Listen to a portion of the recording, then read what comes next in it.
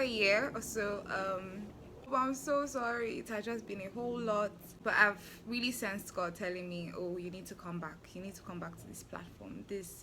I want you to share. I want you to pour. So I'm back and I'm really excited. So today's video will mainly be just going through 2022, kind of like my mistakes mainly, like just a lot of reflection and how I plan to work better in 2023. And I am so excited. I really hope that like someone out there or some people out there will be able to get something from this video, from the words. I pray it's going to bless someone. So hey, let's do this. Okay, so before I get into reflection time, well, also this is part of reflection. I would like to describe 2022 and 2023 in like 2 words. Yes, 2 words. So my 2022 was like letting go. Those were like, yeah, letting go. Because I didn't even realize how much I felt like I needed to let go of to really move. To kind of gain sanity, to gain peace. So basically, yes, that's it. And then for 2023, the words are transforming and becoming, and I'm so excited.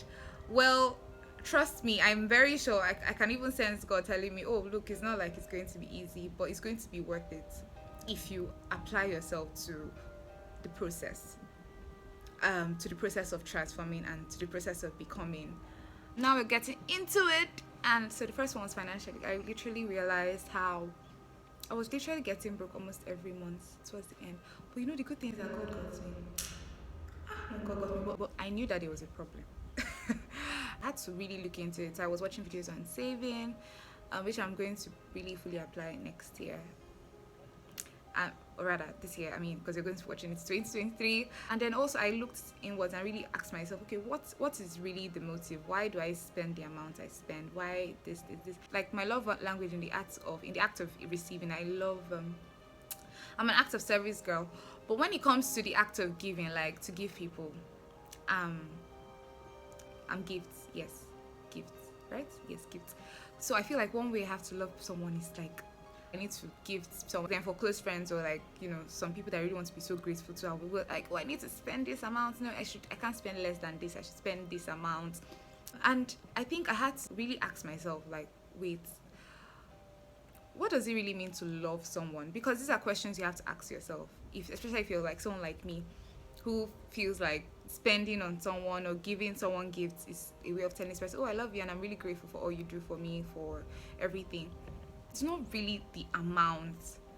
I think I had to let myself know that because it just made me spend a whole lot. And there are some people that I give and they're not gift people. Like you give them, you yourself, you know, but you be like, oh no, I feel like I have to love this person through this. One thing I had to tell myself is that it's really not the amount. It's the heart put into the gift. It's the heart put into the giving that really matters. One, it is basically from a message I listened to recently, like a few days back, by Pastor Travis Green, and the topic of the message was the wheel in the middle of the wheel. An amazing message. It hits me. It was like it was speaking to Ruth, you know, it was kind of part of the reflection process I've been going through during the Christmas. So one thing I think I realized was that I was carrying the wrong people. Now, don't get me wrong, we are supposed to be good to everyone. That's what God called us to do, to be good, to be kind, to love people. But I'm sure one thing you must have also understood is that there are some people that you're supposed to carry. Even in the Bible, I hope I'm not mistaken, it's here. I think Paul was more for the Gentiles. So he was after the Gentiles. He was sent to the Gentiles. And I think Peter was more for the Jews, the ones that believed in circumcision and all that. One thing we really need to understand, it's what has God called us for? Where have we been put in? And this year, I just got it wrong. Carried the wrong set of people. Went after the wrong set of people, trying to be like, oh, this person, I like this person, I would like this person to be my friend. And then I'm just all putting my heart out there, exhausting myself, stressing myself, and just getting unnecessarily hurt by it. The question is, did God send me? No, he didn't send me. Third one is quotes. I'm going to read it. You will never, so this is by Spurgeon, I hope I'm getting his name. You will never know the fullness of Christ until you know the emptiness of everything but Christ. My God, my friend Kachi posted this on her WhatsApp status, and it hits me. I was like, oh my God. Because like I told you, 2020 was like a moment of letting go. Because there were moments where I felt very alone. But I knew that those moments were moments where I had to go to God, where I was pushed to God, where I had to rely on God's fullness, or knowing that, oh, my wholeness will come from being in the presence of God. You know how we attach so many things to people, to our friends, to our families, and all that. But though I still think I'm still in the process of knowing that. But I know that God has started something, opening my eyes to knowing that I need to realize that there's emptiness in all these different aspects. And knowing that, oh, it's in Him I get to find my wholeness. Because really, my family was given to me by God. Like, I didn't pick my family. My friends, yes, most probably I've chose them, but it's God. It's still God. The clothes I wear, it's God. The life I have, it's God. Everything. So I needed to know that, oh, I needed to go to the source. I really shouldn't be attaching my joy or my happiness or my peace to anybody or anything.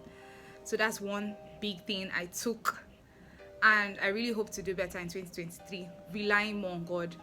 Going to God, staying in His presence, going back to the source, you know. So the fourth thing, giving so much and not having for myself. So I was watching Sarah Jakes Roberts, and there are two different kinds of people. There was the Inferno, and then there was the Campfire.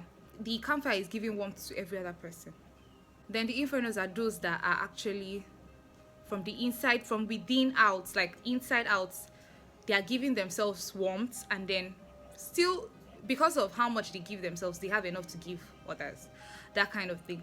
And I realized that this year I was a campfire. Like, I was just trying to give so many people warmth. I was trying to give things some warmth and all. So I was just giving so much and not having enough for myself. You know, it's really exhausting. It's very exhausting.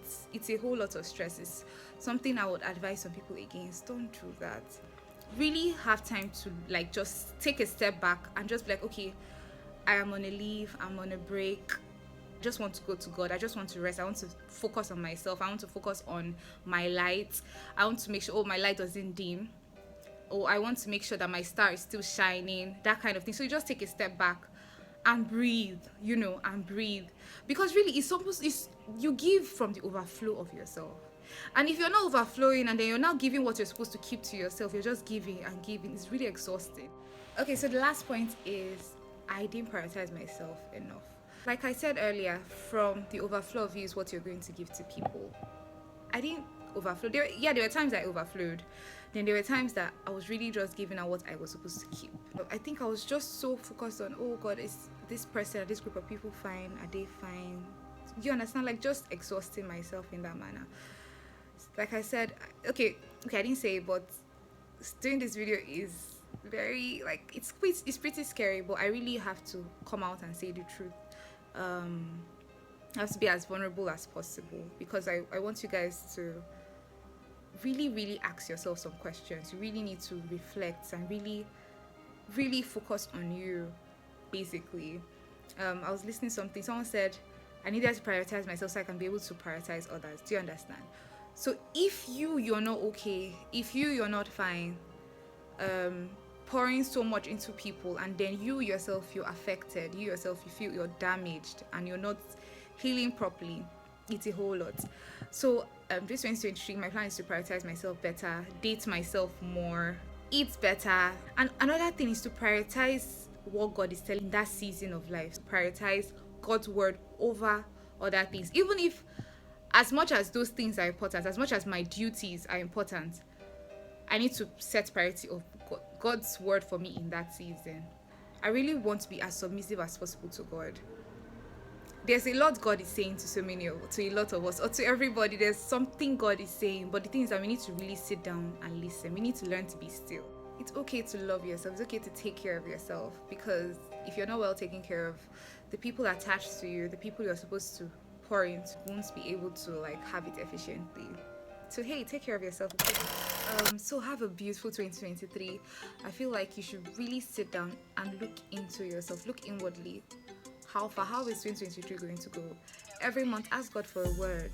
Sometimes God will repeat the same word for the next month, but always ask God for directions. Ask God to make you a better person. I love y'all. Don't forget to subscribe. I got content, okay? God is really saying a lot, and I'm so excited to share to you all. Have fun.